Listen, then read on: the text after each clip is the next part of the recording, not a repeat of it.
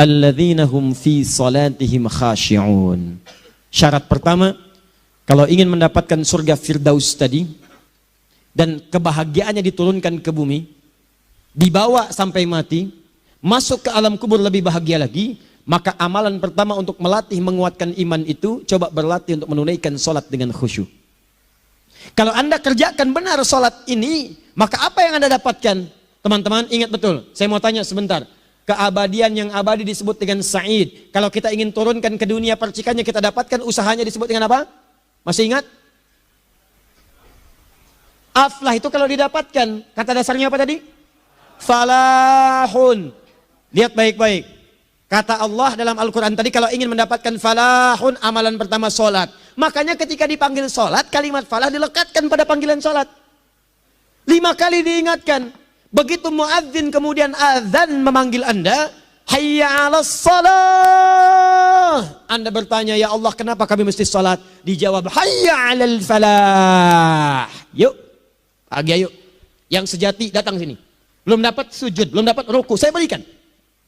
Makanya ketika orang sholatnya benar, dia akan mendapatkan 5 keutamaan. Saat di dunia nih, belum ke akhirat, 5 keutamaan. Yang tidak diberikan pada orang yang tidak sholat. Atau orang sholat tapi sholatnya nggak khusyuk. Sebab syarat mendapatkannya khusyuk. Alladzina hum fi sholatihim khasyi'un. Bukan alladzina hum fi sholatihim saja, tapi ada kalimat khasyi'un. Artinya yang tidak khusyuk saja nggak akan dapat, apalagi yang nggak sholat. Apa yang 5 ini? Lihat baik-baik. 1. Orang yang sholatnya benar, pertama kali sebelum mendapatkan kebahagiaan hakiki dari Allah Subhanahu wa Ta'ala, akan dirubah dulu perilaku hidupnya menjadi perilaku yang lebih baik. Kalau orang itu sholatnya benar, maka sholat itu akan melatih dia untuk berubah, bertransformasi jadi orang baik. Itu ada di Quran surah ke-29 ayat ke-45. Innas sholata tanha anil fahsya'i wal munkar. Sumber keburukan cuma 2, kalau bukan fahsya itu munkar. Maaf, pornografi, porno aksi, LGBT, kata-kata jorok, kotor itu fahsya. Di orang sholat kata Allah, mustahil berkata-kata kotor.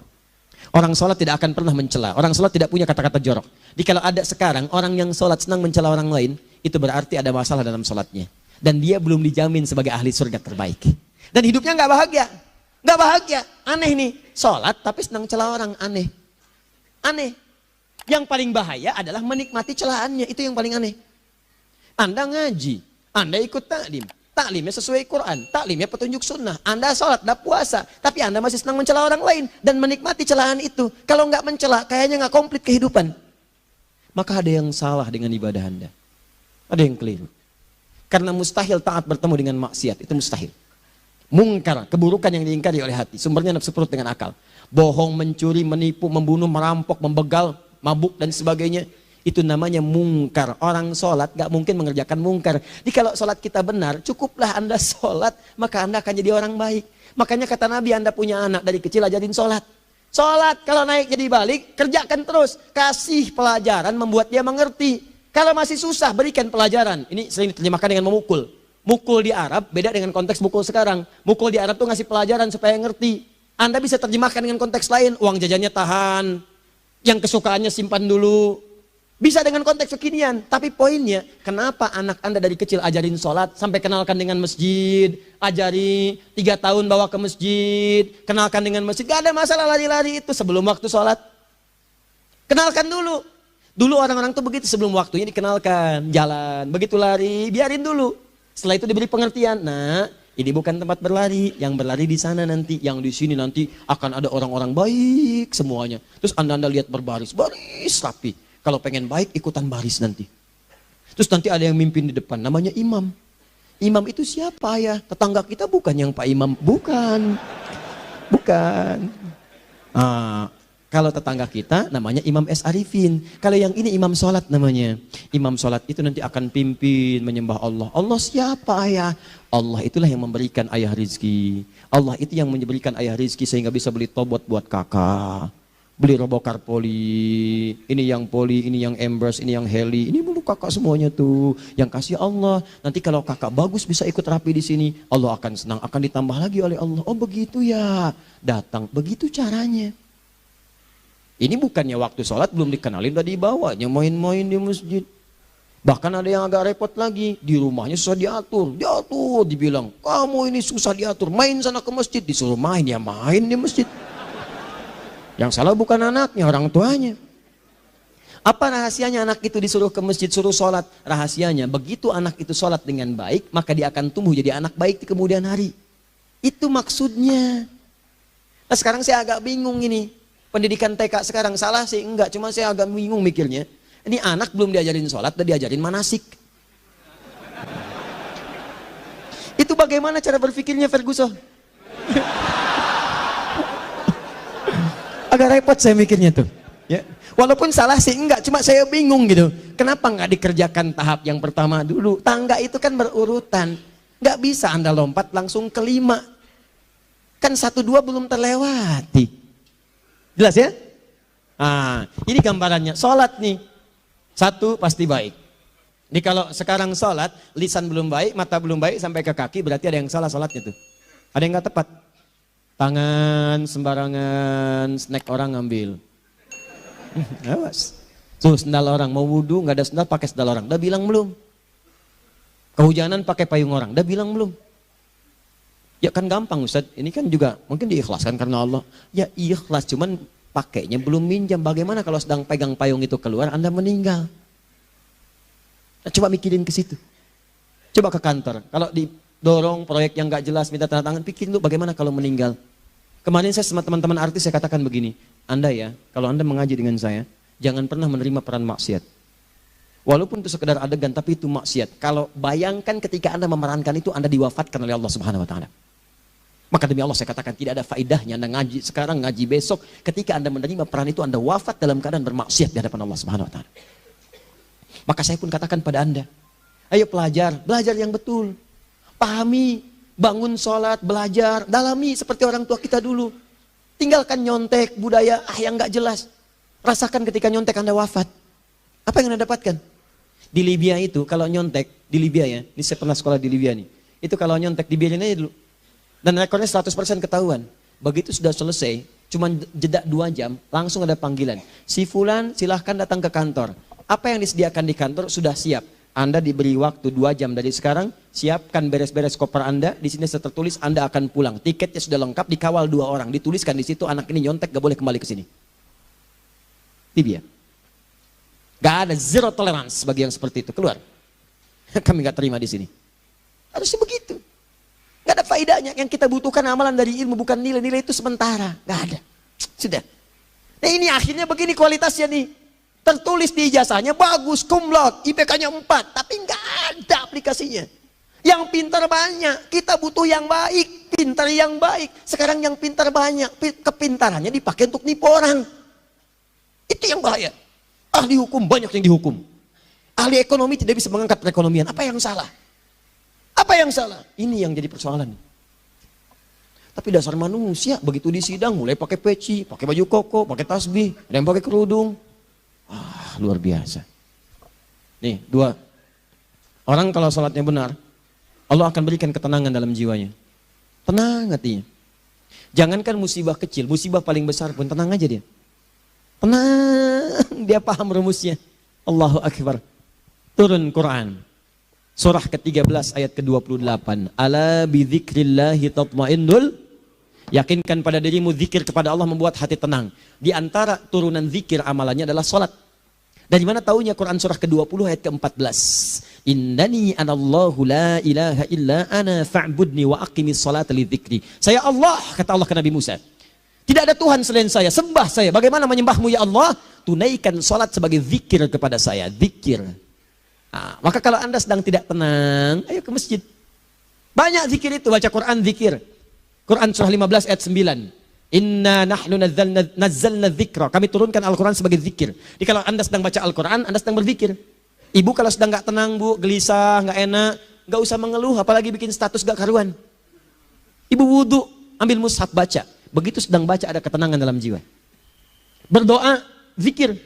Kalau sedang gak tenang besok ada proyek, doa dulu. Doa itu memberikan ketenangan. Makanya doa disebut dengan zikir. Quran surah ke-7 ayat 205. Wadhkur rabbaka fi nafsika tadarruan wa khifatan wa dunal jahri minal qaul. Ayo berzikir, minta kepada Allah dengan segenap jiwamu, mohon dengan penuh ketawaduan. nanti ketenangan diberikan. Menghafal Quran, baca itu zikir. Quran surah ke-54 ayat 17, 22, 32, 40. Walaqad yassarnal Qur'ana lidzikri fahal mim muddakir. Menyebut nama Allah Asmaul Husna itu zikir. Sedang ada persoalan, ya Allah, ya Allah, ya Allah, ya Rahman, ya Rahim, ya Malik, ya Qudus, ya Allah, ya Allah, ya Allah, ya Allah. Zikir. Dalilnya Quran surah kedua ayat 152. Fadhkuruni azkurkum. Sebut namaku, zikir. Apapun akan mengingatmu. Gimana menyebutnya? Ditafsir di Quran surah 17. Ayat keberapa? 110. Qulidullah awid'ur rahman ayyamma tad'u falahul asma'ul husna. Sebut nama Allah. Itu menenteramkan pada jiwa. Sedangkan sholat gabungan dari semua zikir tadi. Bukankah dalam sholat Anda baca Al-Quran? Bukankah dalam sholat Anda menghafal Al-Quran? Bukankah dalam sholat Anda berdoa? Bukankah dalam sholat Anda istighfar? Anda mohon digabungkan semua itu. Amalan sholat menggabungkan semua jenis zikir. Masa Anda nggak tenang juga? Makanya sholat itu, jangankan sholat ya, tempat sholat itu yang menenangkan. Tempat sholat, tempat paling tenang di muka bumi. Kalau nggak percaya silahkan. Ya, Anda sebelum masuk ke Istiqomah ini, begitu Anda masuk kan perasaannya beda kan? Lain. Silahkan cek kalau cari ketenangan datang ke masjid. Masuk, wudhu masuk, sholat 2 rakaat, tenang. Dekat kipas angin, saking tenangnya, plek, ngantuk tidur. Beneran. Enak. Makanya saat Ramadan kalau orang pengen cari ketenangan, lihat. Di perusahaan-perusahaan penuh tuh musola, pada tidur. Ya, mengamalkan hadis palsu. Ya, niyamus shaim ibadah, tidurnya orang puasa ibadah, hadis palsu. Nah, itu teman-teman. Itu gambarannya tiga. Orang yang salatnya khusyuk benar, itu dijamin langsung oleh Allah Subhanahu wa taala akan dimudahkan semua urusan hidupnya termasuk rezekinya. Itu yang saya katakan. Jadi saya katakan tadi, di akhirat ini, di surga, rezeki tinggal ngambil. Anda kalau benar sholatnya, itu langsung dijanjikan oleh Allah. Rezeki itu nggak perlu Anda banyak pikirkan. Ikhtiar sedikit, datang. Bahkan dari sisi yang tidak Anda duga. Apa dalilnya? Quran surah ke-65 ayat 2 dan 3. Ditafsir di Al-Baqarah ayat 2 dan 3. Wa may yattaqillaha yaj'al lahu makhraja. Ada orang yang meningkatkan takwanya kepada Allah, kami mudahkan urusan hidupnya. Setiap persoalannya diberikan jalan keluar, mudah. Solusi. Setiap ada problematika, ada solusi. Wa yarzuqhu min haitsu la yahtasib. Dan kalau dia ingin mendapatkan rezeki, bahkan kami kirimkan dari sisi yang tidak dia duga. Orang lain capek ini datang lagi, tawaran proyek datang lagi. Utsman tuh Masya Allah, kayanya banyak. Tapi yang paling dirindukan bukan saat mendapatkan peningkatan omsetnya, yaitu saat dia mendapatkan waktu khusus dengan Allah untuk sholat. Malam hari sampai-sampainya sempat sholat tahajud sampai khatam Al-Quran. Abdurrahman bin Auf demikian, Tamim Ad-Dari demikian. Sholat karena tahu sholat itu meningkatkan rizki. Karena tahu kuncinya ada di situ, Allah yang punya rizki. Disebut dengan Razak, pemilik rizki. Maka saya harus punya hubungan dekat dengan Allah. Kalau sudah punya hubungan dekat, mau apa aja gampang. Belum minta, udah diperhatikan. Silahkan cek, Anda punya hubungan baik dengan bos Anda di kantor. Ya, sebelum Anda minta, beliau udah pikirin tuh. Telepon bendahara. Dia udah ngambil belum gajinya? Belum Pak, tambahkan bonus sekian. Kenapa? Karena dia mengawasi Anda. Allah maha tahu dibandingkan dengan bos Anda. Mendekat kepada Allah semua diperhatikan oleh Allah. Siapa orang takwa itu? Kalimat takwa pertama di Al-Quran Al-Baqarah ayat 2. Amalannya ayat 3. Dzalikal kitabu la raiba fihi hudal lil.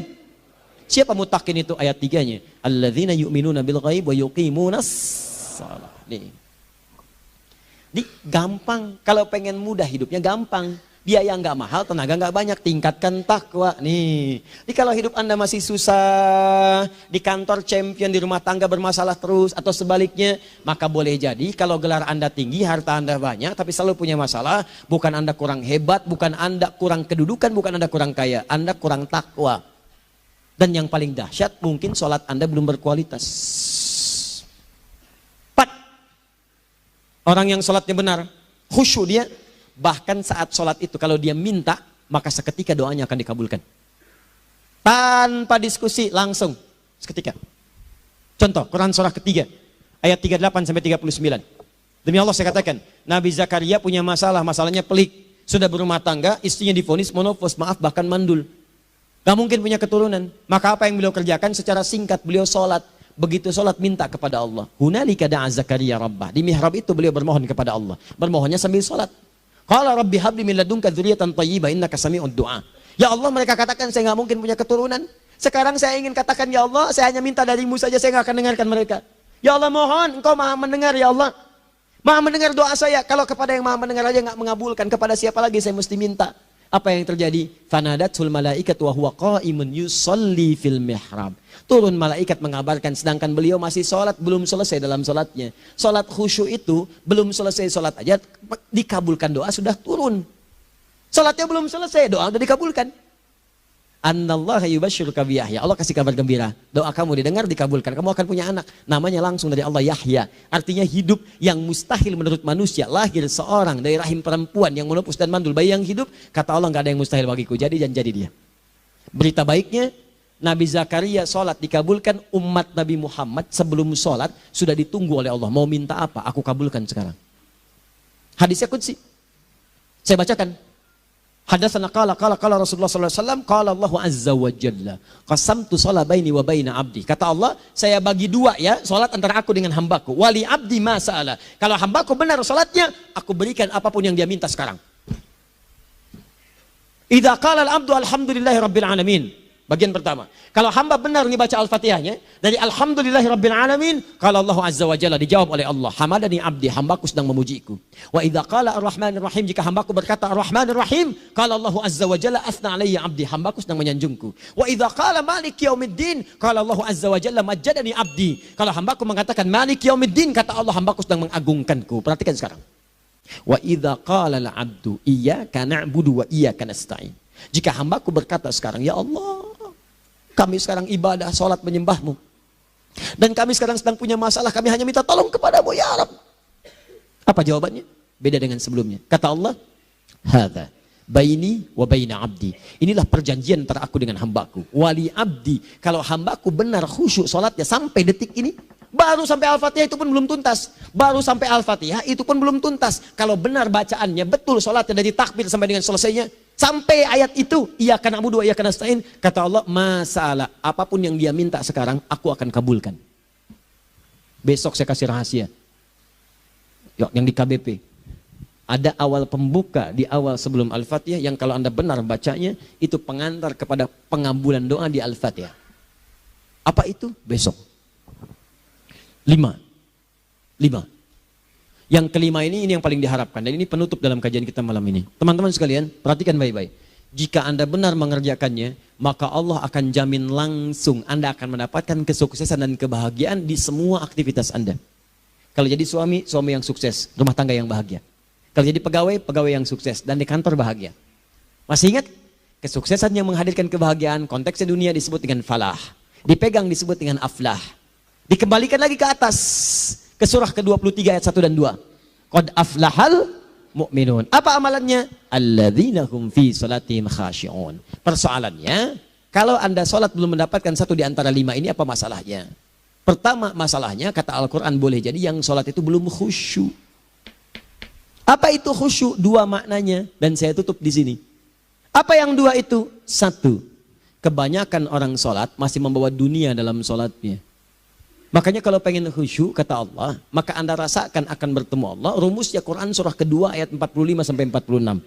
Rasakan secara singkat, mungkin itu sholat terakhir yang Anda akan kerjakan dalam kehidupan.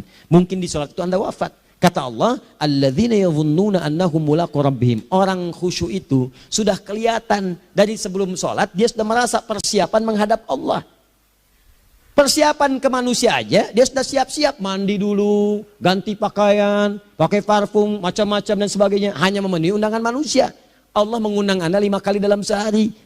Ya maaf, mengabulkan doa Anda, mencukupkan kebutuhan, menyembuhkan kalau sakit. Disiapkan Anda. Harusnya apa? Penampilan sempurna. Kata Quran, orang khusyuk itu kelihatan sebelum sholat. Pakaiannya kelihatan. Quran surah 7 ayat 31. Ya bani Adam khudhu zinatakum inda kulli masjid. Hai anak cucu Adam, kalau tiba panggilan dari masjid, kenakan pakaian terbaikmu.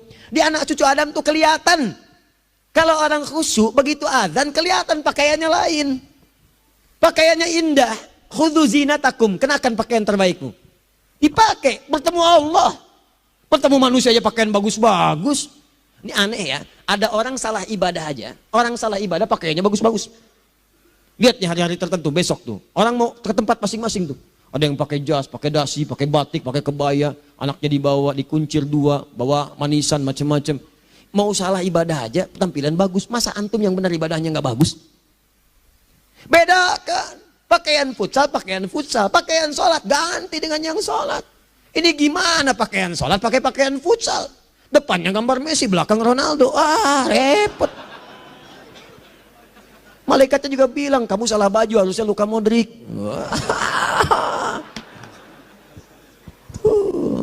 Apalah saya. Mayo mau tanya apa? Mourinho dipecat saya tahu. Lagi nganggur sekarang, ditawarin Benfica dia nggak terima. Sekarang jadi dia komentator di BeIN Sport. Nanti sebentar lagi dia akan komentar di laga Saudi dengan Qatar dan komentar laga Arsenal dengan Ipswich. Digantikan oleh Solskjaer. Dia super sub dulu. Ya, super sub. Ya, the baby assassin, ya pembunuh yang berwajah baby face. Masuknya di akhir-akhir, gol. Sekarang melatih dia 5 kali kemenangan, belum kalah sama sekali. Saya hafal itu. Tapi masih di urutan ke-6, tapi jaraknya ke yang ke-4 itu tinggal 3 poin lagi. Hafal saya, Liverpool tahu cuma 4 poin sekarang bedanya, kemarin 7 kalah 2-1 sama Manchester City. Walaupun banyak analisis yang menyebutkan mungkin itu diberikan saja gitu kan, karena ada yang lain-lain. Hafal kedua Manchester City, hafal saya. Ayo mau tanya apa lagi? Tottenham Hotspur ke bawahnya, ada Chelsea, ada Arsenal, baru kemudian Manchester United. Liga Italia, wah udah gak kekejar Juventus. Ya, apa lagi? Dan seterusnya lah, nggak ada ujungnya bahas yang begituan. Jelas ya? Maksud saya, Anda tanya itu saya jawab. Tapi tidak menghilangkan ibadah kita yang lain. Dan apa ruginya? Ya tahajud dah. Apa yang bisa dikerjakan besok, lihat besok. Ya kan tahajud kan bisa besok. Ada orang tahajud jam 10 pagi? Gak ada. Lebih baik Anda kerjakan malam tahajud. Yang tidak bisa dilihat malam, bisa dilihat besok. Cara berpikirnya bagaimana kalau besok meninggal? Gak kesampaian teman-teman sekalian. Gak kesampaian. Nah maka dari itu, Anda kalau mau ada panggilan sholat, siap-siap baju yang bagus. Itu sempurnakan. Anda panggilan orang mandi, panggilan Allah. Buka Quran surah 5 ayat 6, sempurnakan wudhu. Ya ayyuhalladzina amanu idza qumtum ila shalah faghsilu wujuhakum. Wudhu yang baik. Berpakaian yang rapi. Kenapa? Karena boleh jadi saat dipanggil Anda wafat saat itu. Maka wafatlah Anda dalam keadaan yang suci, dengan keadaan tobat, dengan pakaian terindah pada saat itu. Yang kedua, maaf, orang-orang kurang khusyuk itu saya tutup. Yang kedua itu karena kebanyakan orang sholat tidak paham, tidak mengerti apa yang dibaca dan dilakukan dalam sholatnya. Jujur pada diri sendiri, jawab pada diri Anda. Sampai sekarang Anda sholat, berapa persen bacaan sholat yang Anda pahami? Jangan-jangan selama ini Anda sholat ribuan kali sujud, ribuan kali ruku. Gak ada yang paham yang dibaca. Sekian persen yang paham, bagaimana sholat Anda bisa khusyuk? Pekerjaan Anda dipahami, urusan akhirat Anda gak dipahami. Di mana cara berpikirnya? Aku yang bagaimana atau engkau yang harus bagaimana? Ya, coba berubah. Nah ini baru satu amalan, belum yang lainnya. Ada 5 amalan lagi. Yang kalau kita bisa turunkan itu, selain sholat yang khusyuk, maka jaminan tadi akan datang. Baru sholat khusyuk aja 5 datang. Apalagi ditambah dengan 5 amalan lainnya lagi. Demi Allah saya katakan, dunia kecil sekali, gak ada nilainya.